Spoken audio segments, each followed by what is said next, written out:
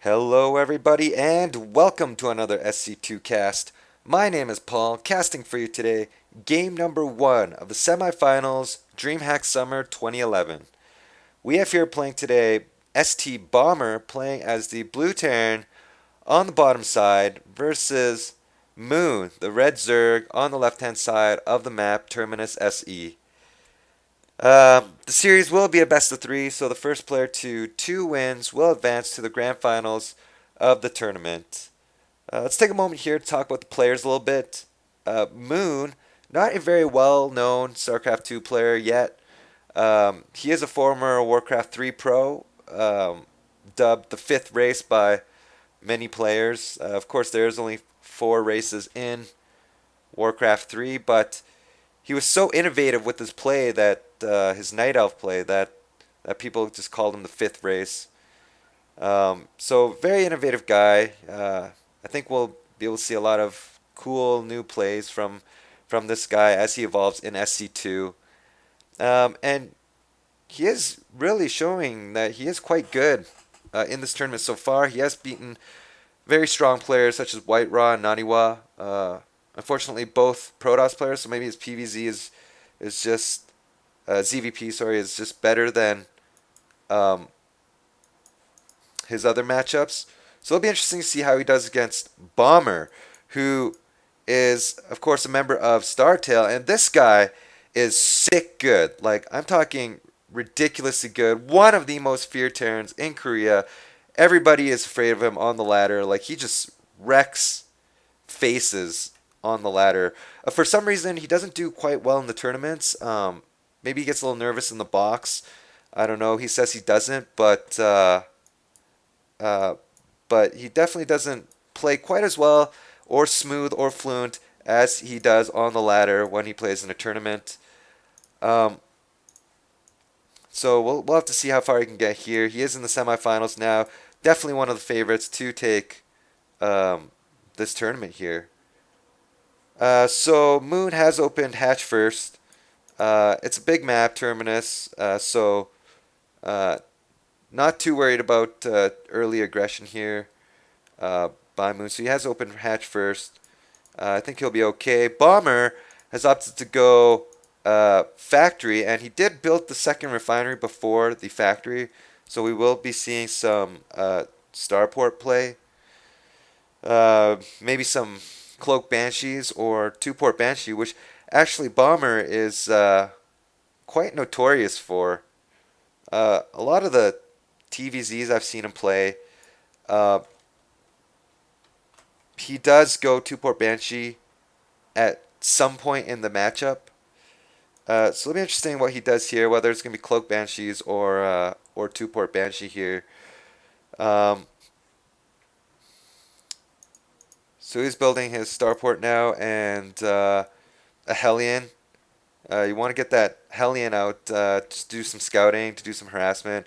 And he does have the second starport coming up. So we will be seeing two-port Banshee from Bomber.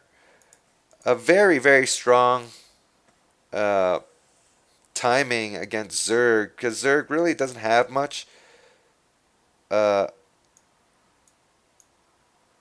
against air until they have lair tech. So Um, and and two-port Banshee is a lot harder to defend than one Banshee. I mean, two Banshees just is so much more DPS. You really have to overcompensate for two-port Banshee. A lot of players don't. I would say 75 players of Zerg players who know two-port Banshee is coming don't um, don't overcompensate for two-port Banshee, and they build one Spore Crawler, maybe two Spore Crawlers, and a Queen, and they think they're okay, but you need to build a lot of Spore Crawlers and a lot of Queens to defend two-port Banshee. They just do so much damage. Um, but Moon, playing very well, floating his Overlord in at the perfect time to see the starport. He does know Banshees are on the way with the tech lab. Will he see the second starport? I don't know. It's very close. He just needs to move that Overlord in a tiny bit more, just another inch or two, and he'll be able to see the second starport. But he doesn't. He turns around, and Bomber's Marine will deflect this Overlord. So he does not know 2-port Banshees is going up. He does know, however, that there is Banshees. He does throw down a Spore Crawler at each base. He's got another Queen in production. A second Spore Crawler even at his natural. So this is kind of response that you want against a Cloak Banshee, but unfortunately Moon does not know it's 2-port Banshee, so this could be very dangerous. There's 2 Banshees now, and we'll see how Moon can defend against this. Moon is making a bunch of Banelings here, so it looks like he will be going for a Baneling bust at the same time into Bomber's main. There are only a couple supply depots here at the wall, so he will be able to bust in, so we'll see how much damage he can do. But that Queen just melted. You can see, you can watch these 2 Banshees here kill this Queen here. It just dies so fast. But here comes the Baneling bust. All the supply depots going down. Speedlings rushing into the main of Bomber. This could be very bad for Bomber. He needs to pull his Banshees back to deal with this. And I don't know. And there's even a couple Banelings here that's trying to get a couple SCV kills. But the Banshee does take out the Banelings before they do a significant amount of damage. There's 2 Banshees here now. He's able to clean up, but how many SCVs will he lose? There's another couple Banelings coming in. Bomber needs to get those SCVs away from those Banelings, but Bomber just losing a whole ton of SCVs here. So this is very bad for Bomber. He needs to reestablish his wall right away. More Zerglings coming in for Moon. And if he gets these in, it's going to be really annoying again. He's got 4 Banelings morphing in the corner here. Bomber down to 5, 6 SCVs, 8 SCVs and a mule. This is looking very bad for Bomber. He really needs to finish off his wall here. He can't let any more Zerglings and Banelings into his base. He does have 4 Banshees. He will be able to clean up anything that comes. But unfortunately, he took massive, massive economic damage here. If he doesn't do something right now, he will lose the game. So Bomber moving his 4 Banshees out. He's going to try to do some serious damage here. He's got the other 2 from before. He has 6 Banshees. This can be very bad for Moon. He does have a 3rd Spore Crawler coming up, but I don't know if that's going to be enough. These Banshees just melting through the Spore Crawler. 1 Banshee does die, hurting Bomber a lot here. He needs to take out that Queen who's transfusing, and he is just targeting down this hatchery right now. He kills off that Queen in 2 volleys. You can see how powerful these Banshees are. And he looks like he will be taking out this hatchery. These Spore Crawlers are way out of position. He takes out the hatchery, and he now is moving into the natural. There's not enough defense here. There's no Queens. There's only 2 Spore Crawlers left. There's 6 Banshees. He's going to take out this second hatchery. And Moon looking for a counterattack with Speedlings, but that wall is back up. There are Marines and Hellions and SCVs to repair that wall, so it doesn't look like he's going to break. But these Spore Crawlers and Queens taking out some of those Banshees, but this hatchery is almost dead. If Bomber can target down this hatchery, he really needs to take this out and fly away. That's what he needs to do. He's targeting the Spore Crawlers. He's trying to take them out before they burrow. Actually turned out pretty good, but these Spore Crawlers are still hurting. They're still in range, and he does take out that hatchery. Right now, Moon in a lot of trouble. He has no hatcheries. His drone's just doing nothing. He has no income at all. He has 200 minerals. He only has enough money for this 1 hatchery. If Bomber can go in and take out this hatchery, he will lose the game. But Bomber just pulling back. He knows he's done enough damage here. 2 hatcheries going down, buying himself a lot of time. And his Banshees are in the red. He didn't want to take a risk. And Moon, GG's out of the game. He knows he's lost too much. He can't make a comeback. Even though he did some serious economic damage to Bomber, he has no hatcheries. He's stopped mining for 2-3 minutes now. And Moon's just a sitting duck. All Bomber had to do is repair these Banshees, make a few more Hellions and Marines, and move him back into Moon's base, and he's dead. So, wow, what an epic game by these 2 players. I cannot believe Bomber was able to come back from that game.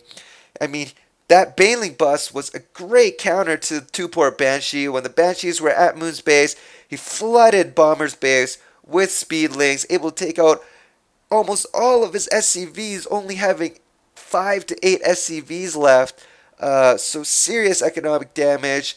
I loved how Bomber dealt with that and then decisively made a move over to Moon's base. He knew that if he didn't do some serious damage with his Banshees, he would have lost the game.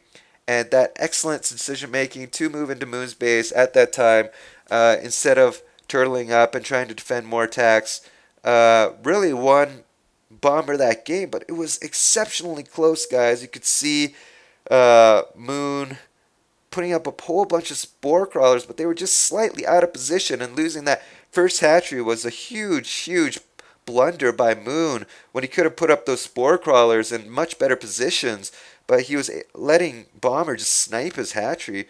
And then after he lost his second hatchery, I mean, Bomber, even if he didn't have any SCVs, he does have mules, and mules incredibly good in situations like this, where both players are hurting economically, but mules can just really turn a game around, and that's exactly what happened there. What an exciting matchup, and I hope everyone here could see that how powerful two-port Banshee really is. Moon did some exceptional scouting. He moved that Overlord in to Bomber's base at that 6-minute mark to see what's going on. He saw the starport, so exceptional, exceptional scouting. That is perfect timing.